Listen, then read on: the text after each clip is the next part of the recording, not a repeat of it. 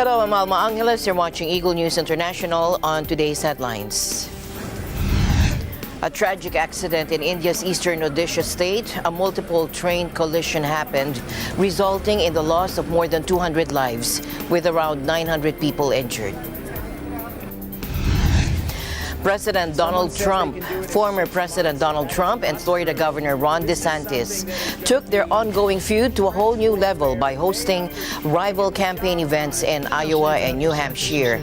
It was DeSantis' first campaign swing as an official candidate for the 2024 election. I can turn this around so Eastern Canada is experiencing an extreme heat wave that shattered records. This scorching heat not only poses a threat to the ongoing wildfires along the Atlantic coast and other regions of the country, but it also intensifies them with an alarming level of intensity and magnitude that we've never seen before.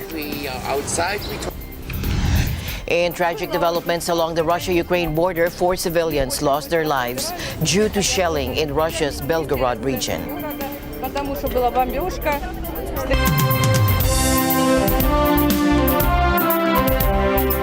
First in our news, a tragic accident in India's eastern Odisha state.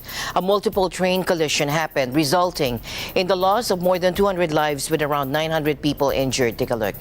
The Chief Secretary of Odisha, Pradeep Jina, mentioned that they dispatched over 200 ambulances to the scene in Balasore district.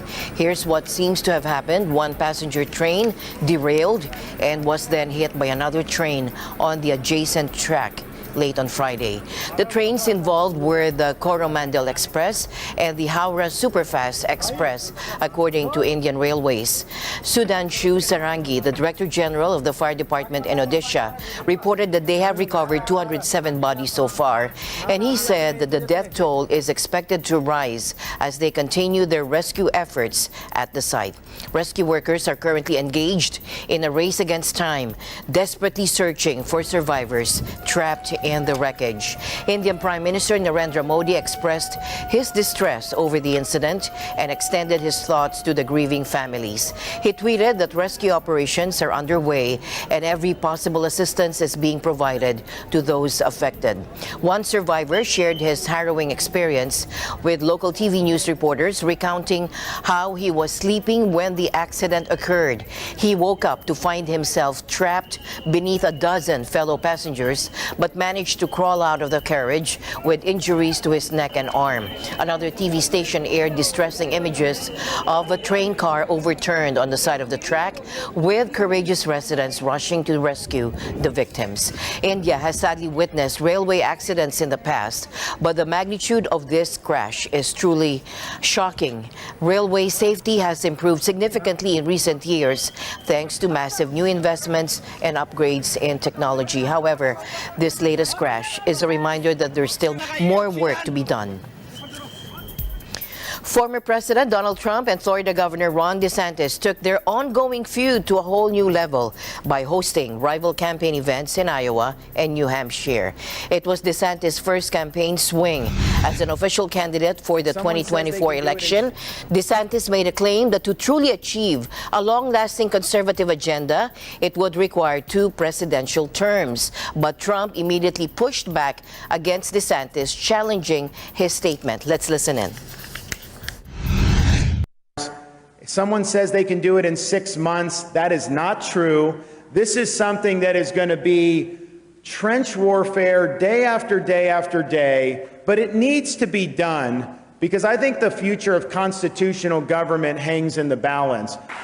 But the personnel is not just who's at the top as like Attorney General. It's also all the people, thousands of people who fill all these positions. Inspire them to put their lives on hold in their community, move to the nation's capital, and serve in the administration for 2, 4, 6, 8 years, whatever it takes to get the job done. One thing I'll say about DeSantis, he says 8 years is important.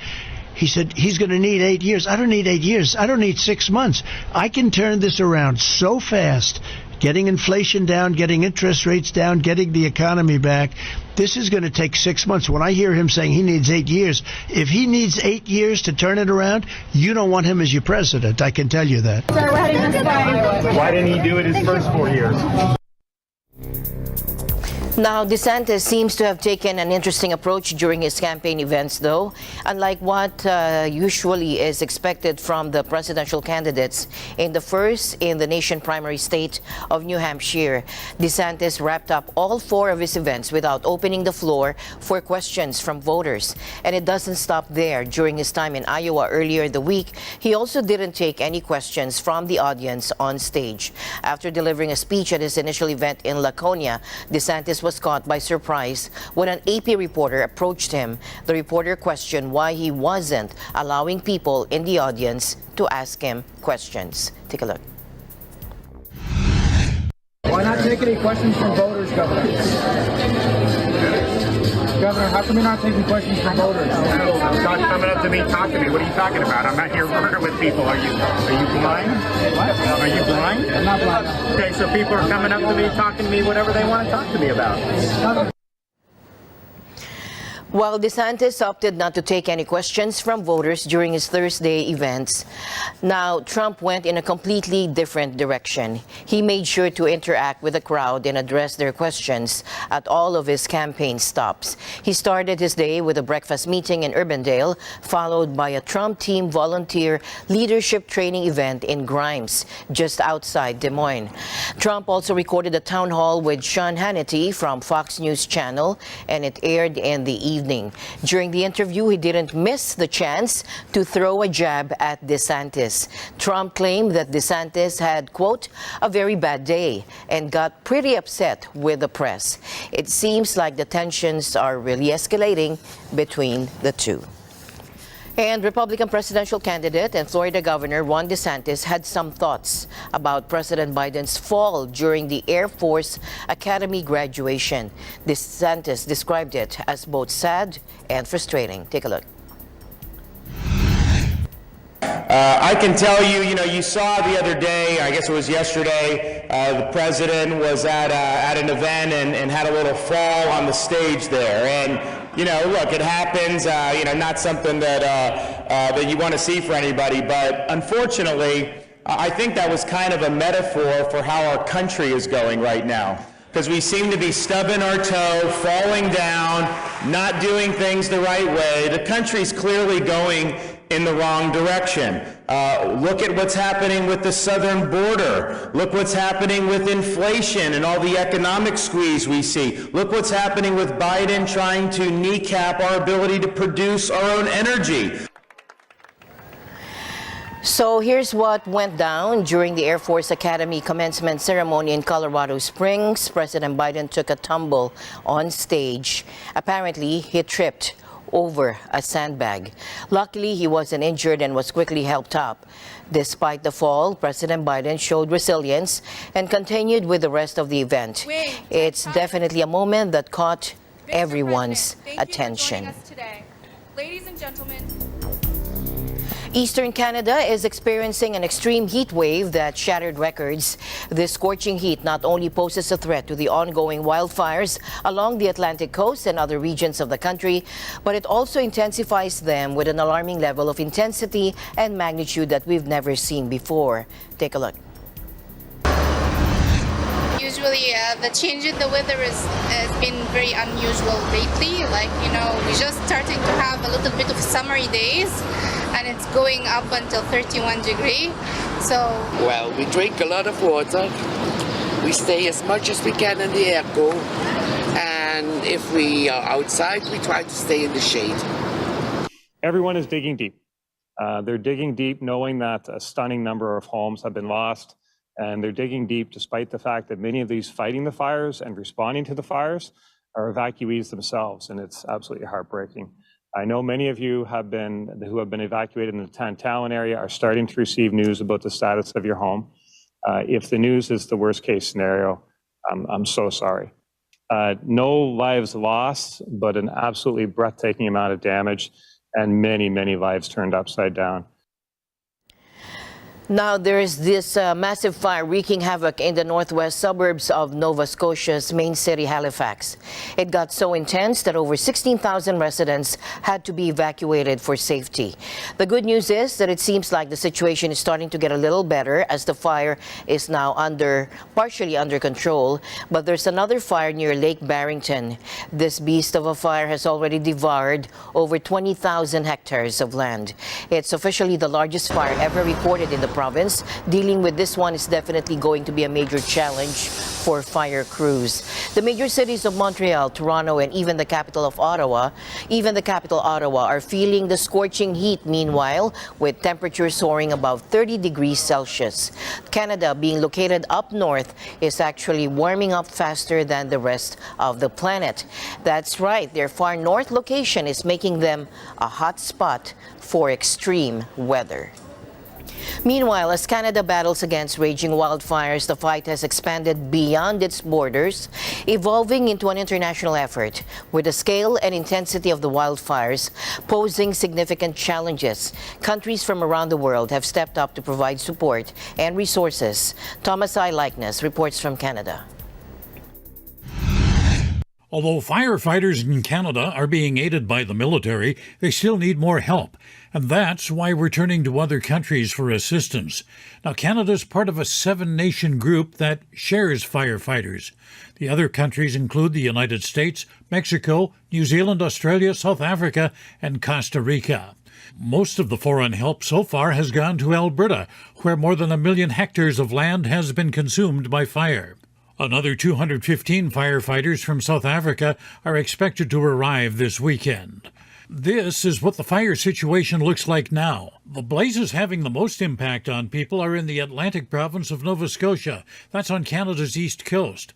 There, more than 16,000 people have had to leave their homes, and many are wondering whether their houses will still be standing when they're allowed to return. It's coming together, continues to come together. 60 firefighters coming from Costa Rica, 17 from New England, and then another 18 over the next few days. And of course, our neighbors have been absolutely remarkable. Newfoundland has sent firefighters, and those water bombers that have been here all week, they're from Newfoundland. New Brunswick is here with water bombers, and now also a base for fire retardant material, PEI with firefighters and hose, Ontario with hose. I know many of you who have been evacuated in the Tantallon area are starting to receive news about the status of your home. If the news is the worst case scenario, I'm so sorry. And for those of you who are waiting patiently for information as to when you can get in to your home, even if it's for an hour, hopefully that's getting close, and the rain would certainly help. For those in Shelburne, as the crews identifies homes that have been lost, we will work shoulder to shoulder with our municipal partners, the wardens and the municipalities, to get that information to residents just as soon as possible. And in some cases, this may have even started. I've also spoken to business owners who have businesses in the evacuation zones, and they have some immediate needs. So today, I'm announcing that small businesses in the evacuation zones can apply for a one-time grant of up to $2,500 to help offset the costs of unanticipated business closures. This program will open on Monday. The other big area of concern is in the western province of Alberta.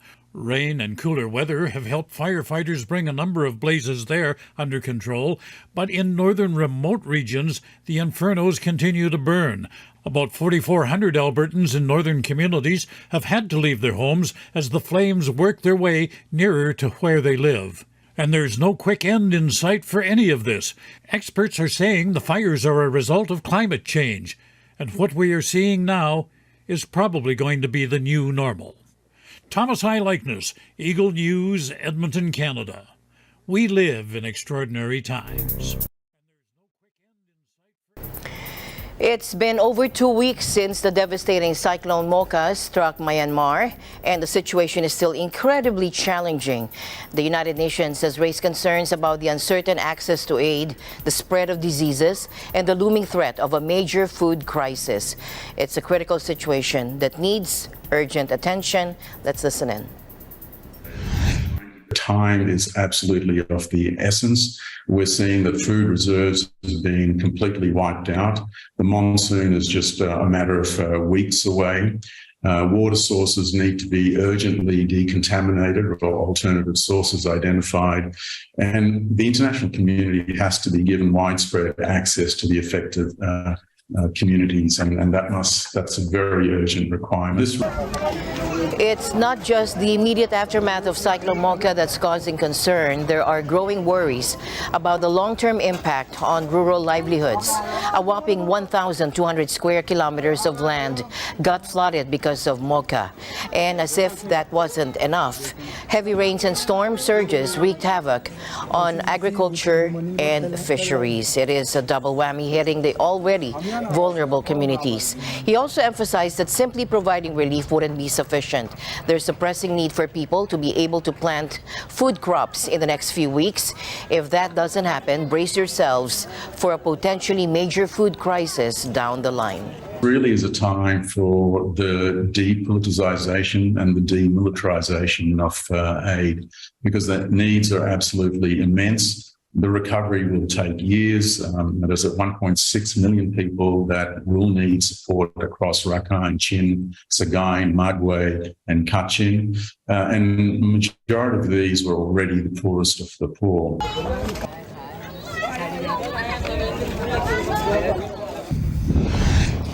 And there's this video that's been making rounds on the internet showing a massive sandstorm swirling around the Suez Canal.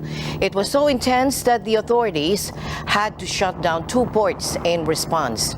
But that's not all. Egypt has been hit by these huge clouds of dust and sand, causing quite a spectacle. Unfortunately, the sandstorm wreaked havoc in Cairo, the capital city. Tragically, 1 person lost their life, and 5 others were injured when a billboard collapsed due to the powerful sandstorm. Now, here's something you may already know. The Suez Canal is no ordinary waterway. It's actually one of the busiest and most important water routes in the entire world. So we can just imagine the impact when it had to be closed down because of this wild sandstorm. In Japan, heavy rainfall caused by the remnants of former Typhoon Mawar, now a tropical storm, has led to devastating consequences. As authorities reported, 1 person has tragically lost their life, while 2 others remain missing. Take a look. The downpour has prompted evacuation warnings for thousands of residents across affected areas. In the central Aichi region's Toyohashi, where the highest level evacuation alert was issued, rescue teams discovered a submerged car with a man in his 60s inside. Unfortunately, he was later confirmed to have passed away.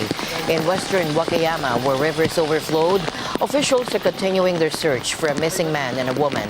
The impact of the rainfall has resulted in 6 people sustaining serious injuries, with an additional 24 experiencing minor injuries, according to the Fire and Disaster Management Agency.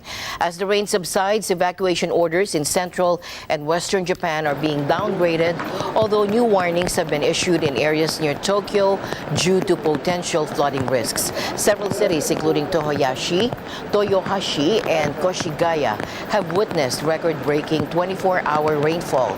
The Japan Meteorological Agency has urged residents to remain vigilant against landslides, overflowing rivers, and flooding in low-lying areas. Approximately 4,000 households in regions close to Tokyo faced power outages early today, but the Tokyo Electric Power Company has resolved most of the issues within a few hours. While Shinkansen bullet trains temporarily suspended operations between Tokyo and Nagoya, they have since resumed around noon. In a significant move to avert a looming crisis, U.S. President Joe Biden announced that he will sign a bill today authorizing increased government borrowing. This crucial legislation aims to eliminate the catastrophic threat of default that has been looming over the world's largest economy. The bill's enactment, President Biden seeks to ensure the stability and continued functioning of the U.S. economy while addressing the urgent need to address the nation's financial obligations. Take a look. This budget agreement was critical. The stakes could not have been higher. If we had failed to reach an agreement on the budget, there were extreme voices threatening to take America for the first time in our 247-year history into default on our national debt. Nothing would have been more irresponsible.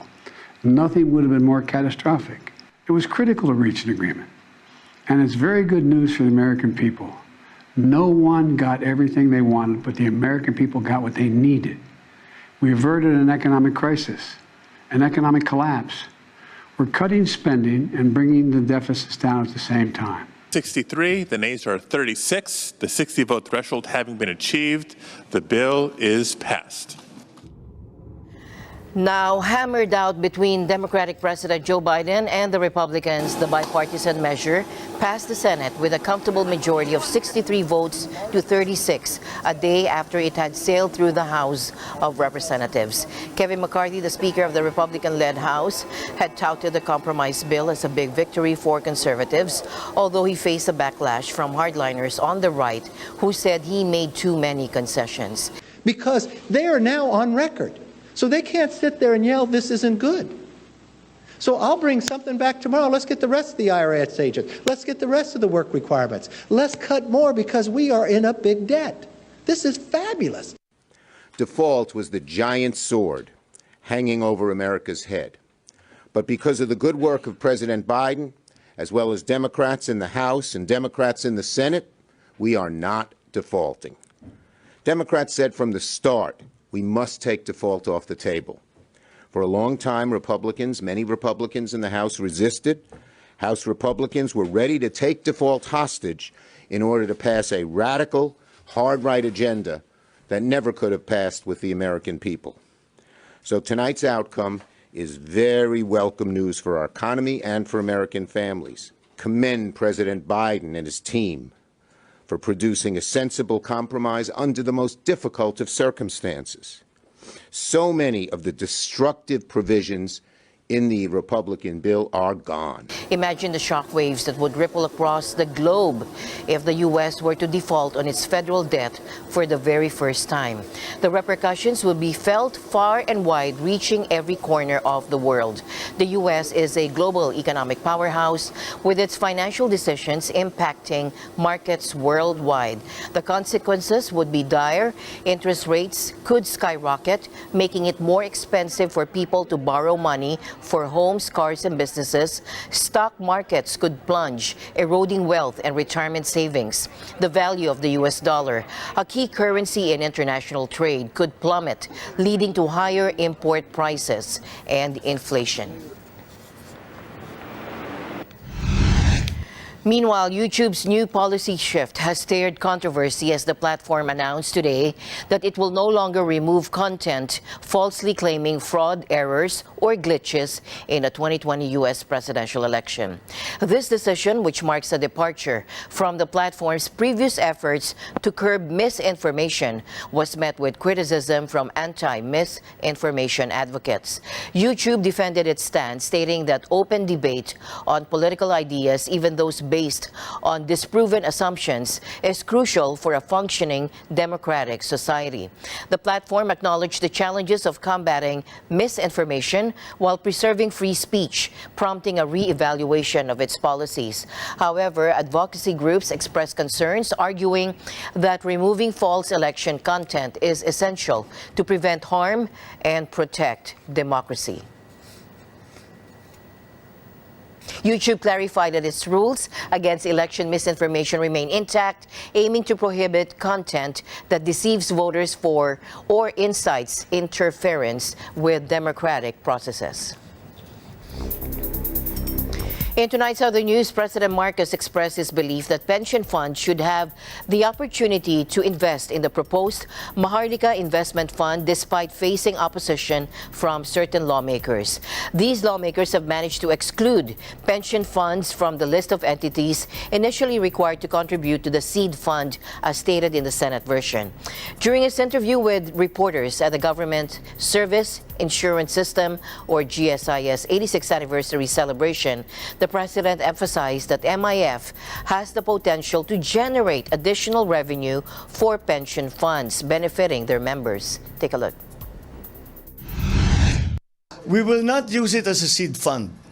However, if a pension fund, which is what pension funds do, is they invest, If the pension fund decides that the Maharlika fund is a good investment, it's up to them if they want to invest in it.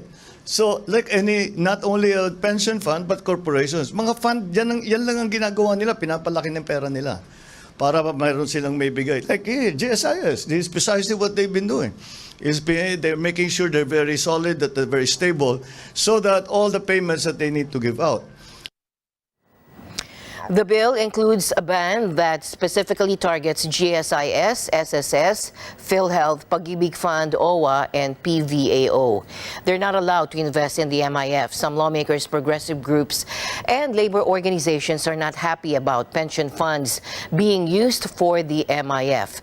This whole situation led to the House of Representatives removing SSS and GSIS from the list of contributors in last year's House Bill 6088.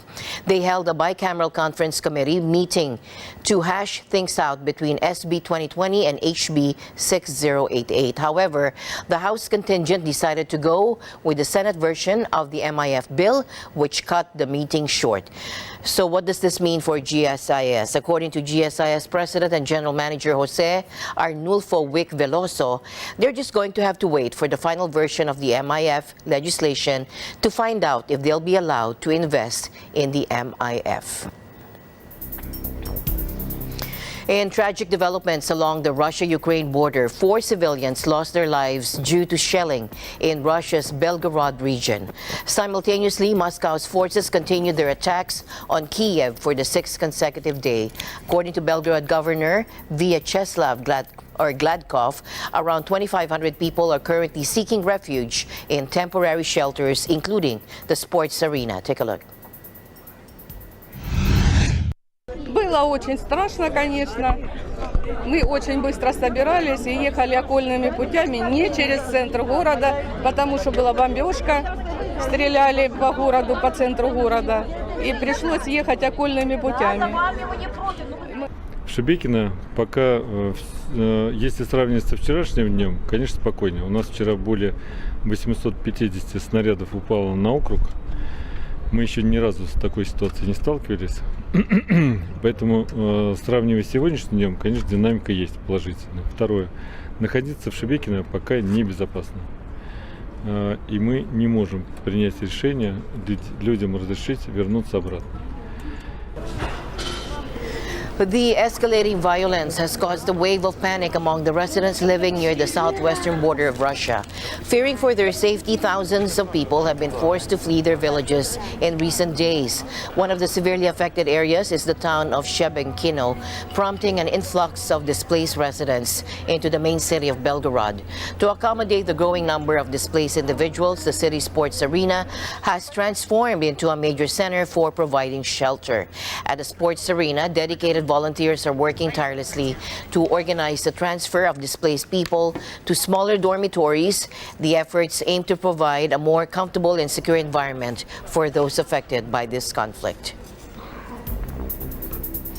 And tragic incidents unfolded in Senegal as clashes between riot police and supporters of opposition leader Ousmane Sonko erupted, resulting in the loss of at least 9 lives. These clashes followed the court's decision to sentence Sonko to 2 years in jail, a ruling that may potentially disqualify him from running in the upcoming presidential election against President Macky Sall. The tensions escalated rapidly after Thursday's verdict, with the capital city Dakar witnessing cars and buses set ablaze, while disturbances were reported in other areas as well, including Ziguinchor, where Sonko has served as mayor since 2022.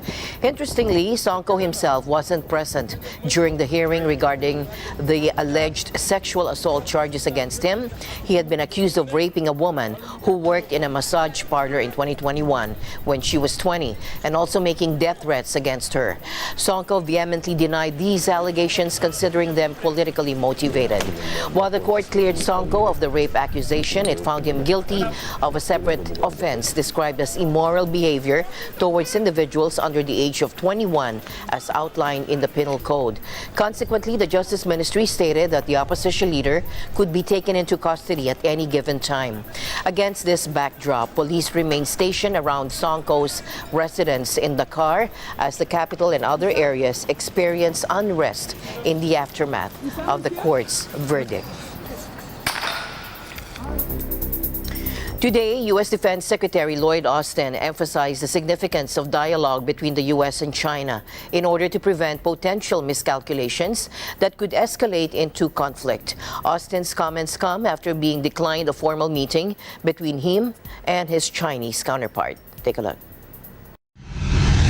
A handshake over dinner is no substitute for a substantive engagement.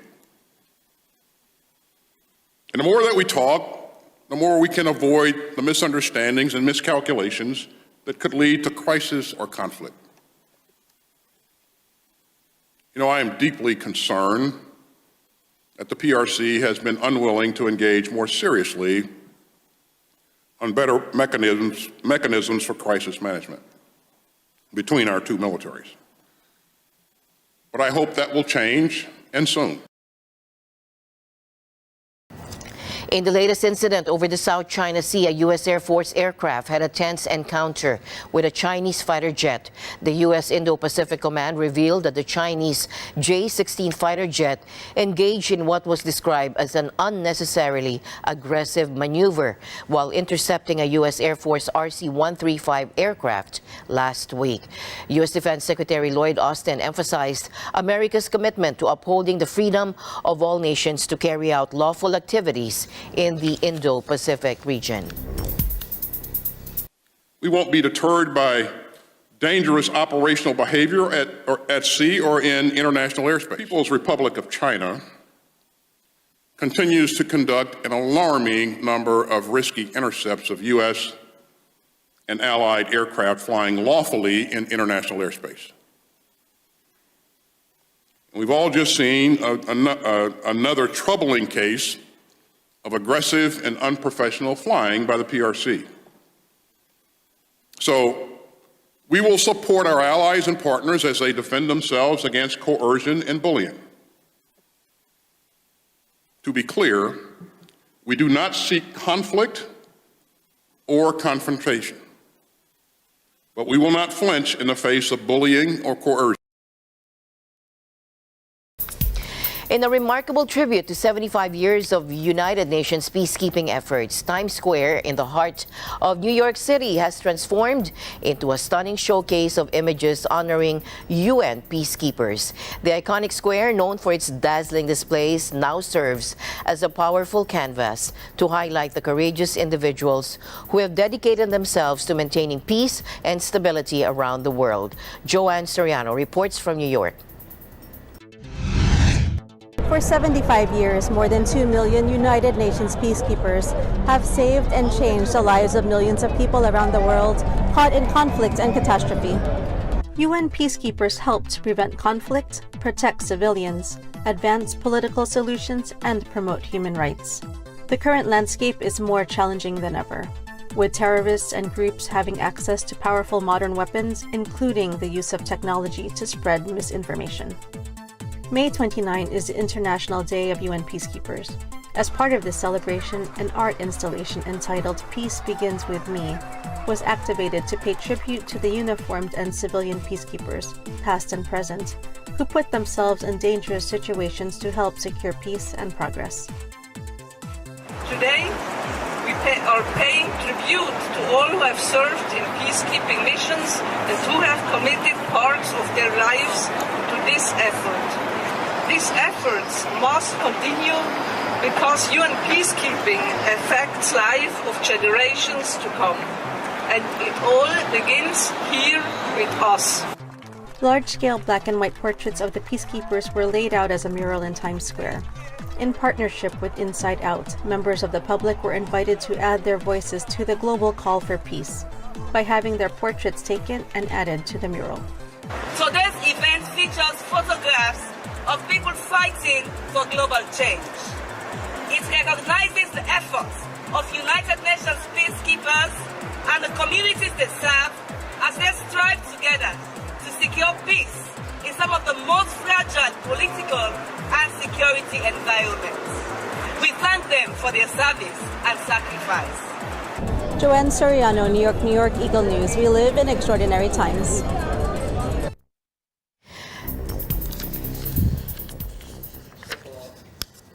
As always, I'll end the day on a thoughtful note. Our ability to look back and smile at our past is proof that God's plan is to keep us moving forward. This has been Eagle News International. I'm Alma Angeles. Stay alert, stay informed, because we live in extraordinary times. Good night.